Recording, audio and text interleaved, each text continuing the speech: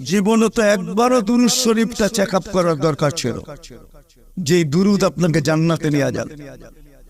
আমি দলিল দিতেছি, এই উম্মত জাহান্নামে দুচক থেকে পুলসেরাতের থেকে পয়রা গেল ডাইরেক্ট দুচকে যাবে না। এই উম্মতে মুহাম্মাদি সাল্লাল্লাহু আলাইহি ওয়াসাল্লাম দুচকে যদি পুলসেরাতের থেকে পড়েও যায় তো পুলসেরাত ধরে লটকায় থাকবে, চুলা থাকবে, অপেক্ষা চলতে থাকবে দুরূদ আছে কিনা। যদি দুরূদ থেকে থাকে, নবীজির উপরে পড়ছে, ওই দুরূদ থেকে থাকে, তাহলে দুরূদ আসবে আর একে উঠা পুলসিরাতের উপরে দাঁড় করাবে, দুরূদ একে পার করাবে। আপনি বড় করছেন নবীর দুরূদ এমনি, শুধু শুধু কোরআন পেলা দিছে। কোরআনের এক আয়াতের উপরে আমার প্রশ্ন হয়, ডেলি শুক্রবারে আজকেও আপনাদের প্রত্যেক মসজিদের খতিবরা পড়ছে খুতবার ভিতরে, ইন্নাল্লাহা মালাইকাতাহু ইউসাল্লুনা আলান নবী ইয়া আইয়ুহাল্লাযীনা আমানু সাল্লু আলাইহি ওয়া সাল্লিমু তাসলিমা। আমার এখানে তিনটা প্রশ্ন হয়। আমার প্রশ্ন হয়, আল্লাহ আমাদেরকে দুরূদ পড়তে বলতেছেন, আমরা আর কয়দিন বাঁচবো, আর কয়দিন পড়বো?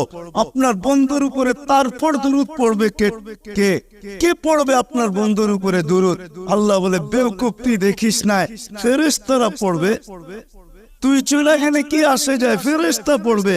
আমি যদি আল্লাহকে প্রশ্ন করি, আল্লাহ ফেরেশতা তো মারা যাবে, কিতাবে তো পাই মালাকুল মউতকে মৃত্যুর কুলে ঢোলা পড়তে হবে, সর্বশেষ উনি মারা যাবেন, ওনার পরে আর কেউ মারা যাবেন না। সর্বশেষ আল্লাহ জিজ্ঞেস করবে, মান বাকিয়া, কে বাকি?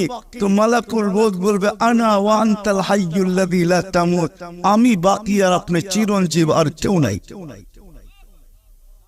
আল্লাহ বলবে, ফাতামুত আনতা, এবার তোমার পালা, তুমি মরো। আল্লাহ চুক্তি দিবে, লি আন্নী কাতাবতুল মউত আলা মান তাহতা আরশি, আমার আরশের নিচে লেখা আছে, দেখো আমার আরশের নিচে যে আছে তাকে মৃত্যুর স্বাদ পান করতে হবে, হবেই হবে। আল্লাযী হাইলা ইয়ামুত ফাহুয়া ফাওকা আরশি, যে চিরঞ্জীব সে আমার আরশের উপরে বিরাজমান, তুমি আরশের নিচে বিদায় তুমি মরো।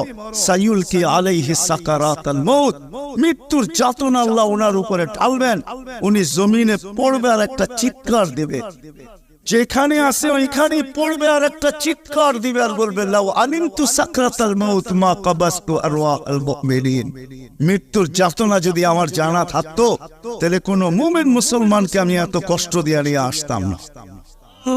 মৃত্যুর এত কষ্ট।